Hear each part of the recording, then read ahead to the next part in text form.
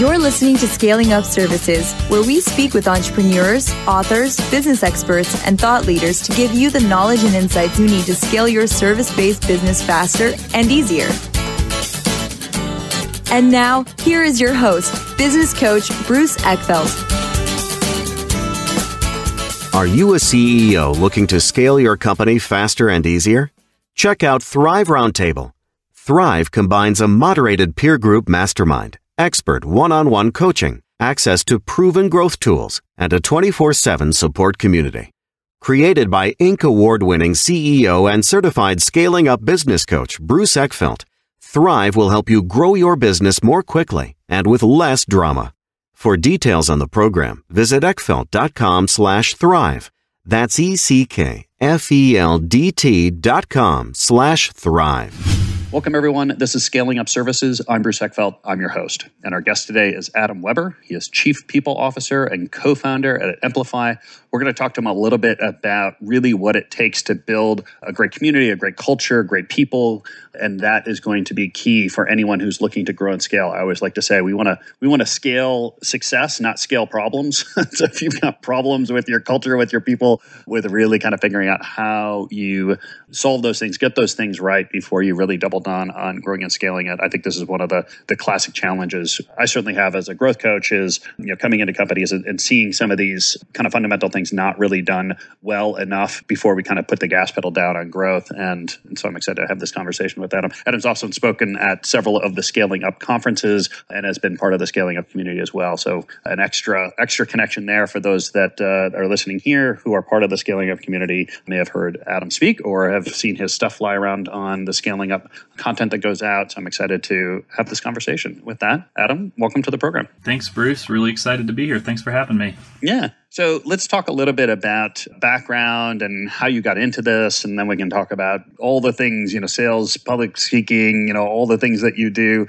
and how you work with companies and how companies can kind of gain some insights and benefits from the work that you do. But give us the backstory. How did you get into this? Sure. Well, I always call myself an accidental entrepreneur. So just to give you a quick version of the backstory, I spent the first 10 years of my career really wandering. I was a pastor. I started a church when I was 22 and did really well and became the head pastor when I was 25, and then had kids and kind of was realizing I just need to get a job. And I sort of stumbled through academic advising. I stumbled into sales. And then all of that sort of led me to 8 years ago, I became an entrepreneur and I started a mobile app development company with someone who was 1 week out of college. And we took our first business called Blue Bridge. We were really fortunate and it scaled rapidly. Our goal, I think our first year was to get 32 customers and we had 100 by the end of our first year. And within 4 years, we built and sold that business. And when we look back on it, we started to say, it wasn't that we had the best product. I think what we did do well, though, was we started to scale our culture. We created a really motivated team of people. And so then the two of us started to think about, what if we made our next opportunity around that, around building high performance teams, measuring and scaling culture. And so that's what we did. We took every dollar from our sale and put it into our new business. And that kind of, I guess, brings you to today where I led sales actually in our first startup, even led sales originally here. So I've kind of a varied background, but ultimately the reason I started an employee engagement company is because the concept of building high performance teams and of creating motivated employees who bring their best self, who think like owners, that's my work to do. And that's the stuff that inspires me. And so I do it both at Emplify, but I also view my role really as market facing too. People look to companies like ours to try to help find new ways to engage their own team as well. So that's me. Hopefully I covered a lot of ground in about a minute. So. Oh, that was excellent. No, that was really good. And I'm fascinated. I'm kind of curious personally, what have you carried over from what you learned as a pastor, as starting a church, as kind of leading people in that context to leading people in the business context? I mean, was there crossover for you? Were these two totally different worlds? Did some of it apply and others of it not? I mean, I'd be curious just to kind of talk a little bit about what you've learned about that just because of your journey and the path that you've been on. Yeah, there's actually quite a bit. It's a lot more similar, I think, than people realize. I think some people go, well, how did you go from being a pastor to an entrepreneur? Which, by the way, just a quick plug, because the timing is great with this question. I have a book coming out next month called Lead Like a Human. Vern Harnish wrote the forward for it, by the way. And it actually lays out that transition. But there's this moment in the book where I talk about, I was doing the music there, and it was a 2-person staff. We went from about 10 people to 250 people in 18 months. Wow. And through a poor decision of this other person, I ended up having never given a sermon in my life. I became the head pastor of a church at 25 years old,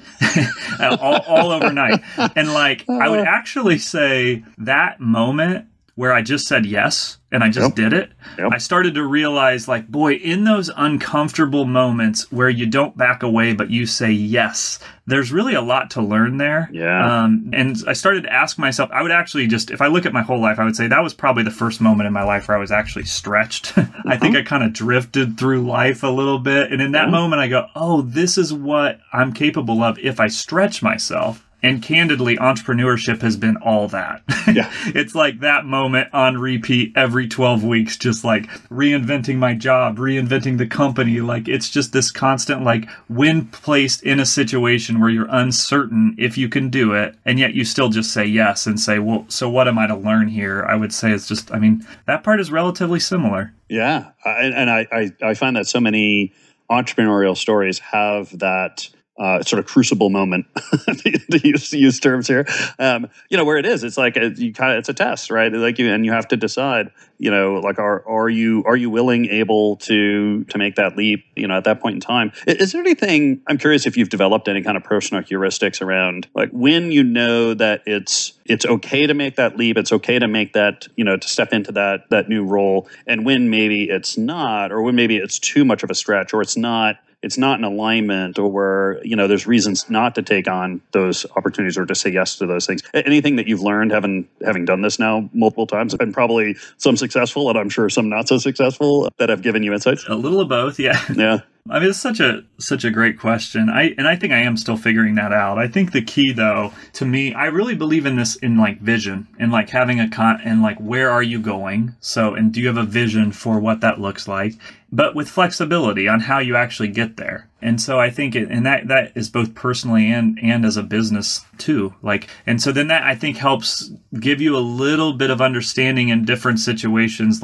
Is this, because the classic issue of an entrepreneur, I feel or of a business leader in general, is this a distraction or is this an opportunity? And you're always kind of weighing those two on a continuum. The other part for me has really been the discipline of self-discovery. I do think an underrated practice for business leaders is do I take time for myself to get to know the very fiber of who I am, so that when situations come up, I understand if this is progress for me or if this is distraction for me. And candidly, I would say much of the work of the last 3 to 4 years has been that work for me, is truly getting to know who I am, where my strengths are, where I should be leaning in, and what places I really need to be more confident in saying no, in cutting out, so I have more time doing the things that are in alignment with who I am. It's interesting because I think it potentially, it goes against maybe economism or a lot of what we talk about in entrepreneurship, of being, kind of having the plan and being confident and, 110% on everything, kind of this intensity and confidence and discipline. And I can imagine that developing this habit or this ability to be reflective and to ask these questions has to come with a certain amount of humility and willingness to be, kind of vulnerable, or willingness to question one's goal and one's direction and say, look, is this really the right direction? Do you find there's tension there? Or I guess, how do you see that? Yeah, I think I used to see a lot of tension there. And I think because a lot of the messages you receive as a leader is this brute force, 110% all, which is, there's a lot of good to that, because the reality is you just don't build things without a lot of hard work and discipline. Yeah. But I had 18 months into our first business, we showed up to a board meeting. I was totally ragged, just out of gas, not unsustainable. I wasn't in a sustainable place. And one of our board members at the time, Scott Dorsey, he was the CEO of ExactTarget and had a very successful exit with Salesforce. And he looked at us and he just said, hey guys, this is a marathon. You have to position yourself for the marathon, not for the sprint. And I think that advice has really served me well to think through of if I position myself only for short-term success, I will only have short-term success. So what I don't think that means, this isn't some don't work hard. It's not that. There's a practical reality that people don't talk about enough, I think, with being a leader. And that is, to take care of your people, you have to do the hard work of taking care of yourself. Yeah. 100%. I'll double that down, having been both an entrepreneur, having sold a company and having worked with many, many CEOs in that process. Yeah, I always say it's like self-care. And if you can't show up, balanced, strong, confident, clear, like how do you expect your people to, right? And sometimes that takes some reflection. It takes some questioning. It takes some really kind of pondering things and careful decision making. And then once you make a decision, yes, be 110% and go all in and do everything that you need to do, have to do to make that happen. But you have to go through that self-reflection. It's impossible to make good decisions if you don't. Yeah, and people want to be led too. And like leaders, what people don't, calm, steady, positive presence with conviction. Yeah. Like that is a powerful leader. A frantic brute force, their knuckles are almost like, they're holding so tightly to things.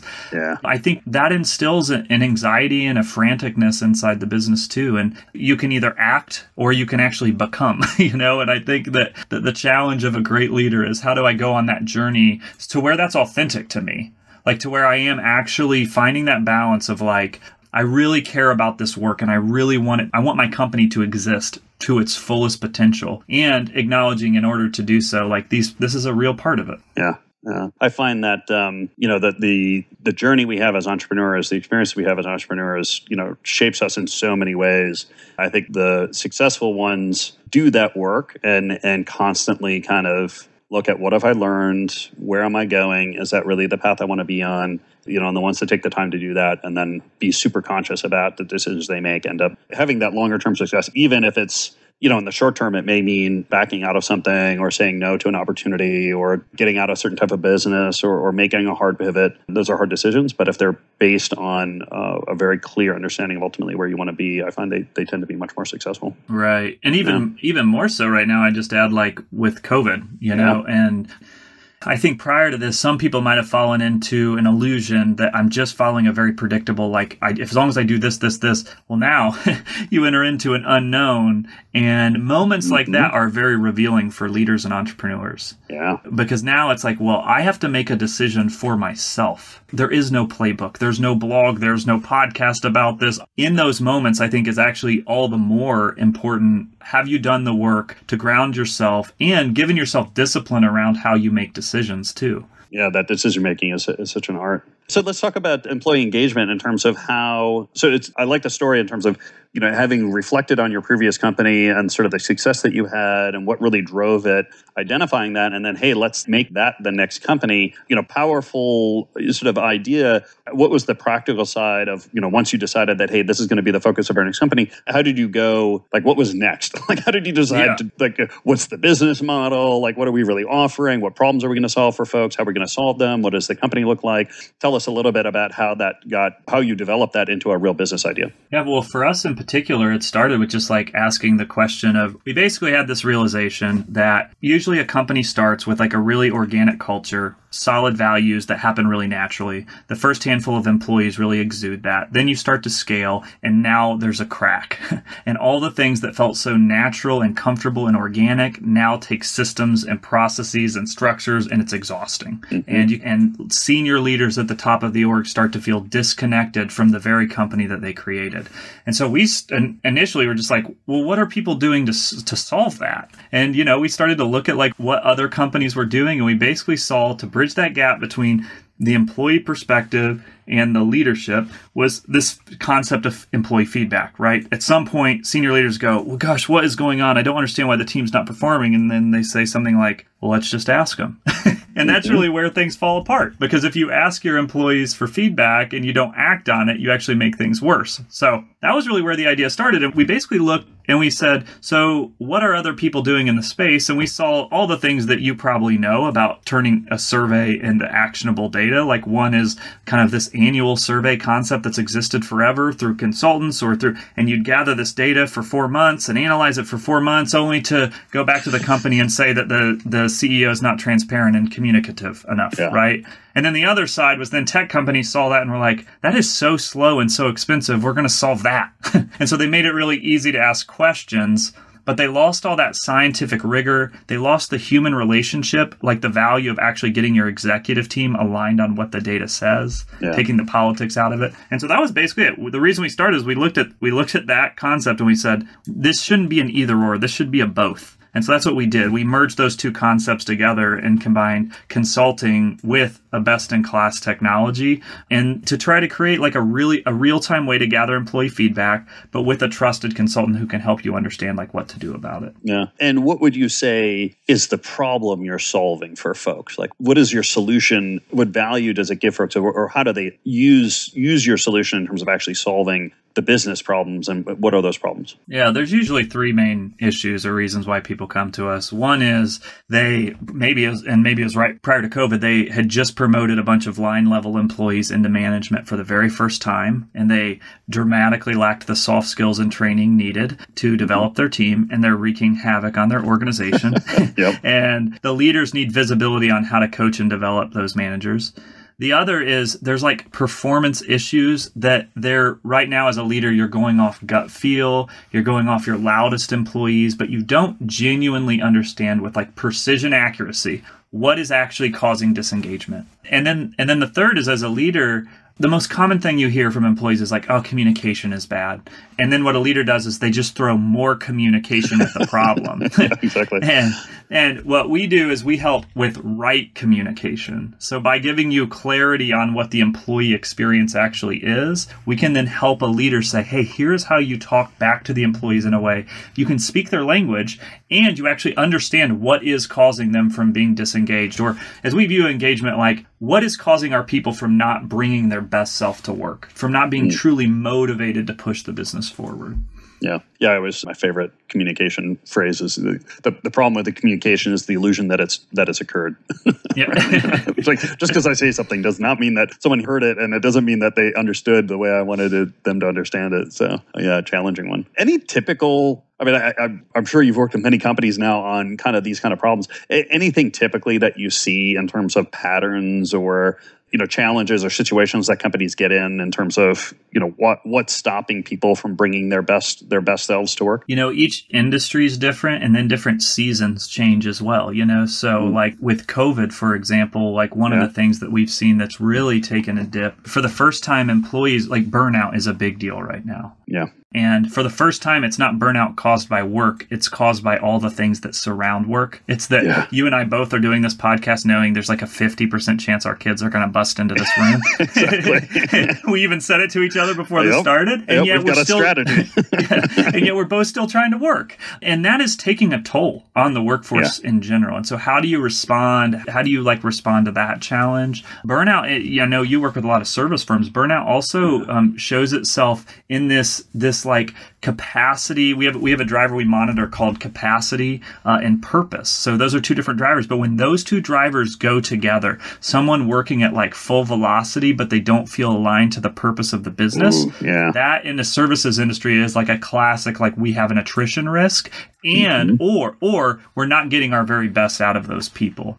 Yeah. We're getting a small portion of what they could be delivering if we address those. Exactly. Talk to me about the drivers. When you measure things about people in the context of work, what are the things you're actually measuring? So we measure 17 different drivers of engagement, and those are really humans are complicated, and so there's a variety of things that make up what blocks them from bringing their best self. And what we do is basically we look at when a team of, because every individual is different, but when a team, at least 5 people are having a common issue, that is basically where performance is impacted inside of a business. So just some examples, I've touched on a couple, but it's meaning. So the personal meaning of does that individual have a why? Psychological safety is a big one. Can I bring an idea up without fear of retribution? Sure. But it gets into other buckets like the leadership. A big deal is leadership authenticity, leadership integrity, decision making. And so obviously things like the manager, their coworker relationships, those things are all included. I'm curious how much you're kind of individual focused or team focused. And I ask because I have found, both as a coach and I'm talking to a lot of kind of experts on organizational development, kind of organizational strategy and stuff. It seems like over the last 10, 20, maybe even 25 years, the nature of work has shifted so much to this kind of collaborative team-based kind of type of work or the type of work that needs to get done needs to really be tackled by these things, how that kind of plays out. Like I can analyze everyone as individuals and kind of come up with general averages and things like that, or I can look at, well, what are the averages amongst these teams, and do I have some teams that are more high performing and low performing, and how much do you think about I've got to insert myself or do something with an individual, and how much I need to work with a team to address these things? I'm curious how what your posture is on that, or how you think about that. Most of our work looks more at the team level. So there's the whole company level. So we look for like macro trends, like what are commonalities where we're statistically confident the entire company is impacted by a low driver, right? Yeah. And then what can we do about it? But then also it's kind of at that team level where it's a central question of what are multiple people on the same team having challenges with, and then solving that, because that is really what unlocks a scaled culture. Now, the other side of it does matter. I would just say that's probably best served by coaching managers on how to create psychologically safe environments that are full of feedback. And if you combine those two things together, that's really how you can, at the individual level, then uncover kind of what is personally motivating or what is blocking an individual from their success. Yeah. And in terms of kind of time frames and like how long does it take to really kind of collect the data, analyze the data, develop strategies, implement the strategies, see results, have those results can really turn into impact? I mean, what's the cycle time look like for the kind of work that you do? Yeah, it's pretty fast, pretty quick process. So from the time we run an assessment to when we're back in front of the senior leadership team, talking them through the data is about 9 days. It's a pretty quick process. And then we're kind of coaching them on what actions to take based on the data and making sure they're aligned on what the data says too. That's the benefit of an outside party. We're not political. We don't have an agenda. We're just, here's what the data says and where we're statistically confident. If you focus, it will drive results. The other thing too, though, for us is because of that speed, if you think back to like what I was sharing earlier with like annual surveys, for example, one of the reasons they didn't work was because you'd run this massive survey and then because you're not doing it again for a whole other year, your actions have to feel so grandiose. And it's like, and so then by the time the year's over, nobody even remembers what you committed to, but for you, it just like exhausted you. Our thought is by asking more frequently and improving the conversation between leaders. So, we run this 2 to 4 times a year inside of a company. So it's just a rhythm. And what it does, it allows leaders and managers to pick smaller actions, communicate them back, verify they're the right actions, and then just read, hey, did it make progress? Did it make progress? Are we making progress? Kind of changes the nature of what feedback is. Yeah, no, I like it. My background was lean agile software development, and certainly that whole kind of lean revolution of 2-week iterations and delivering working software and getting feedback and iterating, like all that was revolutionary there. And I just see it playing out in so many different parts of business now. And this is yet another example of do shorter cycles, implement smaller changes that are more specific to the data you're getting, and then adjust and evolve as you go. Verify it that it really works. See what the next issue is. Did something change? I mean, I think that so much of this is, if this cycle time is long, but if you're doing this annual survey cycle, and you're looking at implementing something 6 months, 9 months after you've taken the survey, the fact is things have changed. Right. In our world today, right. Yeah, well, exactly. If you were implementing changes that were based on a survey you did last December, you were in a bad situation, right? Yeah. Because the things that are happening now, or the things that are affecting people now, are radically different than what they were, last December. It's also, just to add to that, it's also just not transparent enough for the culture anymore.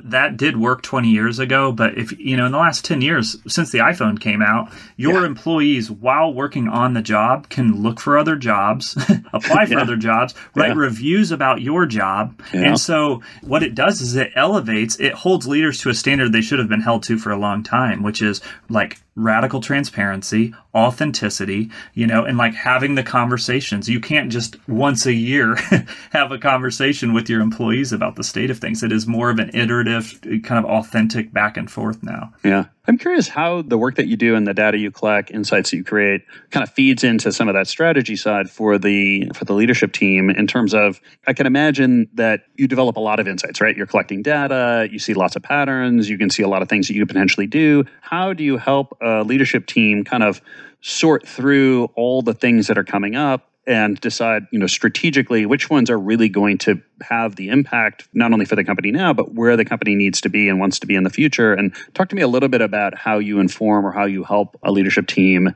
figure out how to execute strategically by having this kind of insight and this kind of engagement data. Well, there's a couple foundations to it. So we believe in following a methodology. So we follow a fixed methodology where if you ask predictable questions, they will lead to predictable results. Mm-hmm. And so based on a variety of scenarios, right, what it does is it gives us statistical confidence on where to focus. So the simple version is when we look at an org, say, you're listening, it's a 250 person company or 500 person company. We run that assessment across the entire company, but then we're also running a really quick scientific calculation that says, hey, of all the things you could focus on, we are confident this one area is the thing that is most impacting your engagement. And so by focusing that, even though we measure a lot and we gather lots of data, our goal is not to impress people with how much data we collect. Our goal is to actually whittle that down to go, what is the main story that the leadership needs to hear? Like, where do they need to focus? And so that's the simple way to sift through a lot of data is just by running calculations that give us confidence on where the actual hot buttons are inside the org. Yeah. It seems like that prioritizing and focusing your energy and resources. I mean, I always say that you can find lots of problems in a business. There's always a long list of problems. The question is always, well, which ones should we even bother solving? Like, which ones are really going to change our results, change our impact, really get us where we want to be? Well, in many ways, that's why doing things like this are often less work rather than more work, because a lot of the things like leadership's already exhausted because they're trying lots of things, but it almost gives you permission to say no to certain things, but then exactly. to really focus and do the right things with excellence. Yeah. No, excellent. So in terms of how, if you're a leader inside of a service-based company right now, what are some of the questions that you suggest people ask in terms of, beginning to get a handle on more insight around your engagement, like what's going on with your people, what might be, really holding you back from a company point of view? What are some things you can give to folks that would help them start this process? Yeah, that's a great question. I think to start, if you're just talking about fundamentals without a system, I think your key is as a leader, am I creating a forum beyond just saying my door is open for receiving feedback? So being proactive, even if you have open door, be proactive with your people. The other is, am I peeling back the curtain on the decisions that I make, especially right now? So people don't have to agree with your decisions, but are you candidly sharing the way that you came to that decision? And what we found is that most employees will be willing to follow as long as they understand the criteria and how you made the decision. And then if you're just talking practically around questions, I think the most critical things right now are for an employee are the authenticity of leadership, the purpose of the business. The employees want to know that the business exists for a noble purpose. And so have you explained your listeners are a great example. There are multiple people listening whose companies do very similar things. And so, what your employees want to know is, but what makes us different? Why do we need to exist in the world? And so making sure you're doing that. And then your employees want to feel like they're improving, like they're getting better. So do your employees have one thing named that they need to improve or get better at? And do you have a plan in place that's helping them improve in that way? Yeah, no, great questions. This has been a pleasure. If people want to find out more about you, about Emplify, what's the best way to get that information? Sure. So Emplify, you can find us at emplify.com. And probably the easiest way to connect with me is on LinkedIn. So my LinkedIn is just linkedin.com/meet Adam. So pretty simple way to connect with me there. And I'm happy to answer any questions you have if you connect with me over there. Awesome. I will make sure that those links are in the show notes so that people can click through and get that. Adam, it's been a pleasure. I love talking about strategy and about culture. I just think that these are things that challenge so many service businesses. And I think we had some great ideas, great takeaways, and the whole idea of reflecting on this as a leader and taking the time around self-care, I think is a great one as well. So I appreciate you taking the time today. Yeah, thank you, Bruce. Thanks for having me. You've been listening to Scaling Up Services with business coach Bruce Eckfeldt. To find a full list of podcast episodes, download the tools and worksheets, and access other great content, visit the website at scalingupservices.com. And don't forget to sign up for the free newsletter at scalingupservices.com/newsletter.